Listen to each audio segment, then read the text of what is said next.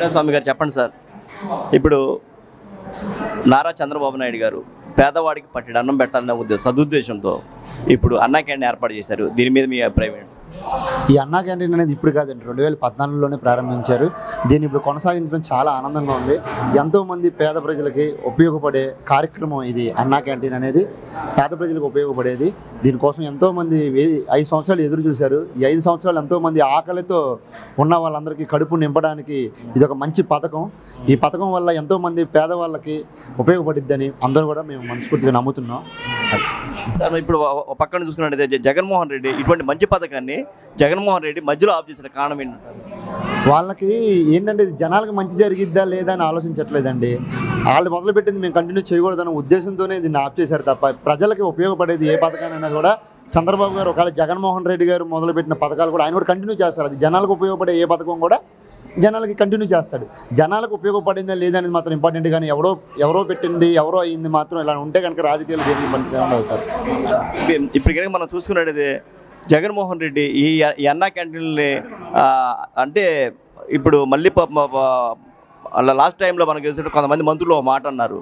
ఏమన్నారంటే ఏమి లేదు, అది కొంతమంది అడుక్కునే వాళ్ళది ప్రజల అడుక్కునే వాళ్ళగా చేస్తారా ఇదని చెప్పేసి ఆయన మాట అన్నారు. కానీ మనకైనా చూసినట్టు పక్కన పేదవాళ్ళు కానీ లేకపోతే పనిచేసేవాళ్ళు కానీ వీళ్ళందరికీ చాలా ఉపయోగకరంగా ఉంటుంది కదా. దీని అట్లా జగన్మోహన్ రెడ్డి గారికి వీలైతే రోజుకు అరగంట అన్నా క్యాంటీన్ దగ్గర ఉంటే ఎవరెవరు వస్తున్నారో ఆయనకు కూడా క్లారిటీ వచ్చింది, జనాలు స్పందన ఏంటో తెలుస్తుంది. అంతేగాని ఆయన ఎక్కడో కూర్చొని వాళ్ళ గురించి విమర్శ చేసేంత లేదండి. ఇక్కడికి వస్తే జనాలు పడే పాటలు ఏంటో తెలిసింది. చాలామందికి పని లేని వాళ్ళకి ఎటువంటి అవకాశం లేదు భోజనం చేయడానికి. బయట భోజనం చేయాలంటే 80 రూపాయల నుంచి 100 రూపాయలు ఉంది. అలాంటిది ఇవాళ 5 రూపాయలు పెడితే టిఫిన్, 5 రూపాయలు పెడితే భోజనం ఎక్కడ దొరుకుతుందండి?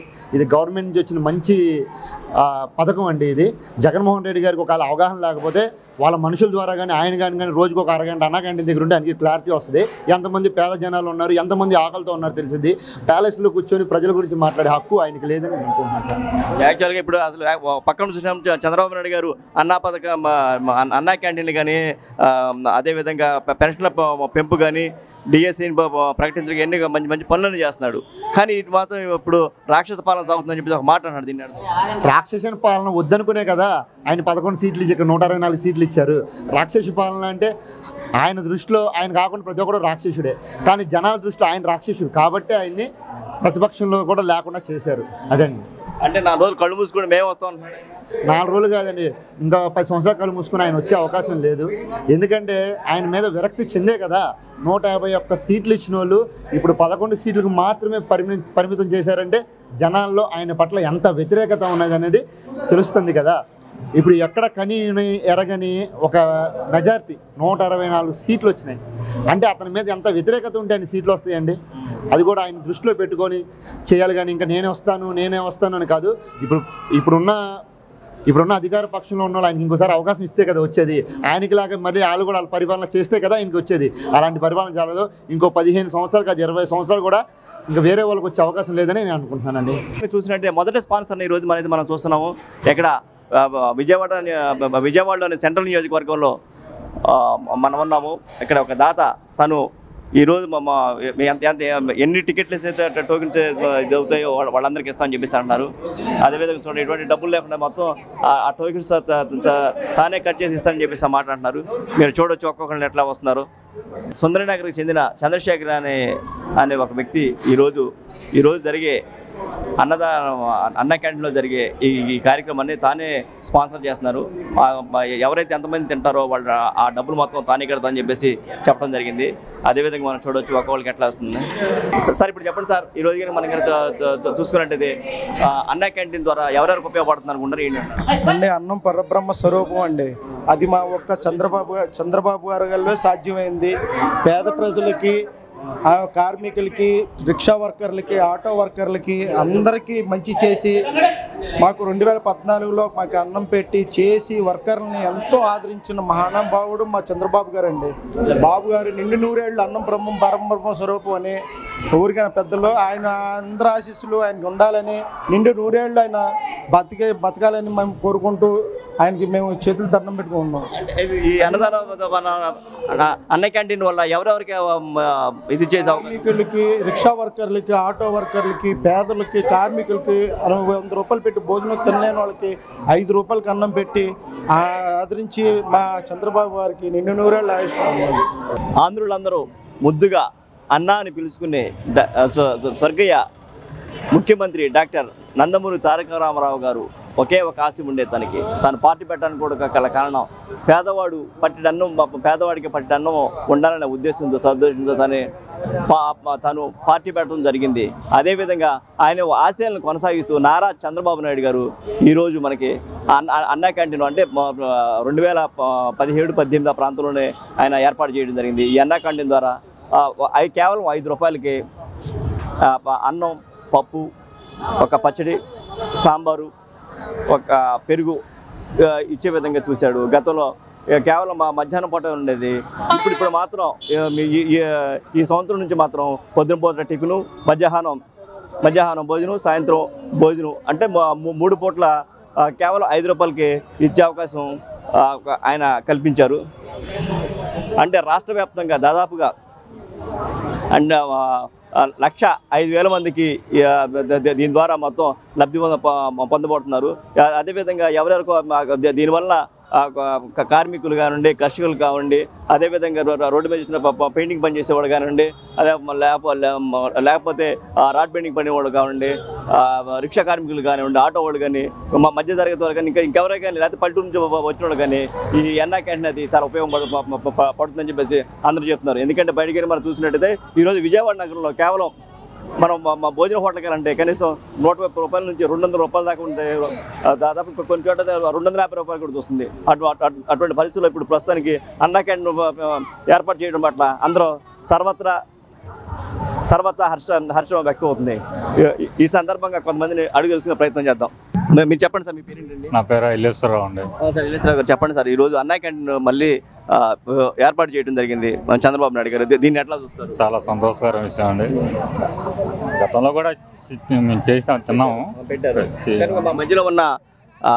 మధ్యలో వచ్చిన దీన్ని రద్దు చేసింది. కానీ మళ్ళీ ఇది ఓపెన్ చేయడం చాలా మంచి సౌకర్యం.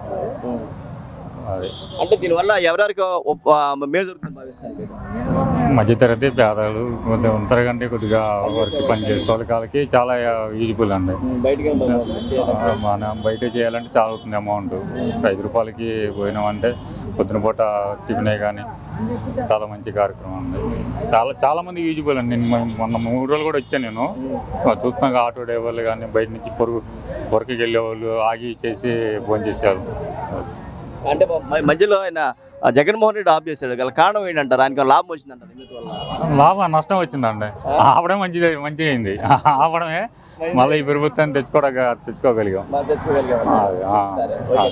ఆయన ఆ దుర్మార్గమైన ఆలోచనలే నెత్తిమే చేయబెట్టుకున్నాడు.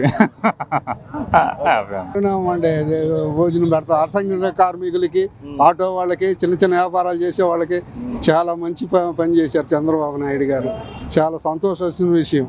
అంటే కేవలం 5 రూపాయలకే ఈ విధంగా భోజనం అంటే ఎవరు ఈ రోజుల్లో దగ్గర 80-90 రూపాయల్లో హోటల్కి వెళ్తే అవుతుందండి. 5 రూపాయలు అంటే పేదవాడికి ప్రతి ఒక్కడికి కడుపు నిండా అన్నం పెడతాం అంటే చాలా గొప్ప విషయం.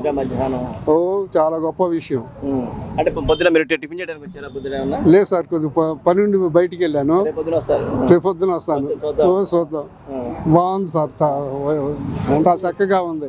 కానీ కొడాలి కొంతమంది ఒక మాట అన్నారు, అది ప్రజల్ని వేరే విధంగా అలాంటి వాళ్ళని పట్టించుకోకూడదు సార్. అలాంటి విషయం తెలిసిందేగా. అంత ప్రజలు అంత వ్యతిరేకత, అంత చండాలంగా ఓడించారంటే వాళ్ళు అలాంటి వాళ్ళని పట్టించుకోకూడదు అసలు.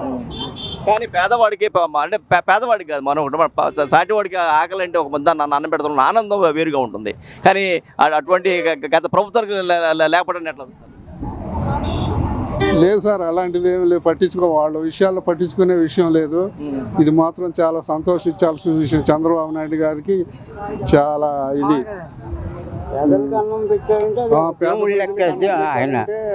దేవుడి కింద లెక్కేసుకోవాలి మనం. అది ఆయన అంటే చాలా గొప్పవాడని మనకు రావాలని కోరుకుంటున్నాం. పేరు చెప్పు. సాంబయ్య. సార్ సాంబయ్య గారు, మధ్యాహ్నం ఇప్పుడు అన్నా క్యాంటీన్ మళ్ళీ ఓపెన్ చేయడం పట్ల మీ అభిప్రాయం ఏంటండి? మంచిదేనండి. ఇది ఫస్ట్ నుంచి మనం టీడీపీ ఓడిపుట్టిన కాడి నుంచి మారింది ఏమి లేదు. ఫస్ట్ నుంచి అప్పుడు అంతే, ఇప్పుడు అంతే. మధ్యలో వచ్చే మా మధ్యలో కొన్ని రోజులు తీశారు, కానీ ఇప్పుడు మాత్రం లేదు, అది మనకు నచ్చలేదు అసలు. అది మనం దానివల్ల కాదు. దీనివల్ల ఎవరెవరికి లోపం ఉంటుంది అనుకుంటారు? అవన్నీ చెప్తున్నాయి కాదు. దీనివల్ల ఎవరికంటే పేదలకి కానీ ఆటో కార్మికులు అవి వాళ్ళకి వాళ్ళ పార్టీ వాళ్ళకి చెందినవి కానీ కాదండి. ఇప్పుడు ఈ పథకం వల్ల ఆటో కార్మికులు కానీ అందరికి మేలేనండి. ఇది పని చేసుకునే వాళ్ళకి కానీ ఆటో వాళ్ళకి కానీ దేనికైనా ప్రతి దానికి మంచిది, మేలే ఇది. అన్నిటికీ ప్రతి ఒక్కళ్ళకి కూడా. అంటే ఈ ఎండా కంటిన్యూ రావడం పట్ల మీరు ఏ విధంగా ఫీల్ అవుతున్నారు? ఆనందంగానే ఉన్నాం. మంచి చేస్తేనే చేయాలనే కదా మన పార్టీని గెలిపించుకుంది మనం. పక్కన జగన్మోహన్ రెడ్డి పక్కన నుంచి ఆయన గారు దాదాపుగా పెన్షన్ అనేది బాగా పెంచాడు. తర్వాత నెక్స్ట్ టైము డిఎస్సి విడుదల చేశాడు. అనేక ప్రజా సంక్షేమ కార్యక్రమాలు చేస్తున్నారు. అమరావతిని పరుగులు పెట్టేస్తున్నారు. పోలవరాన్ని దానికి సంబంధించిన వాళ్ళు చేస్తున్నారు. ఇటువంటి పరిస్థితుల్లో ఇట్లా సాగుతూ ఉంటే జగన్మోహన్ రెడ్డి ఏమో పక్కన ఉండేమో రాక్షస పాలన సాగుతున్నారు. దీన్ని ఎట్లా చూస్తారు? ఇది మందే ఒరిజినల్ పరిపాలన టీడీపీ. అది రాక్షస పరిపాలన పోయింది, ఇంకా లేదు, రాదు. అది వస్తామన్నాడు కదా, ఇంకా లేదు ఛాన్స్. ఏం లేదు, వచ్చేస్తాను. లేదండి, ఇంకా కొద్ది కళ్ళు మూసుకుంటూ వచ్చేస్తా అన్నాడు. కొద్ది కాదు.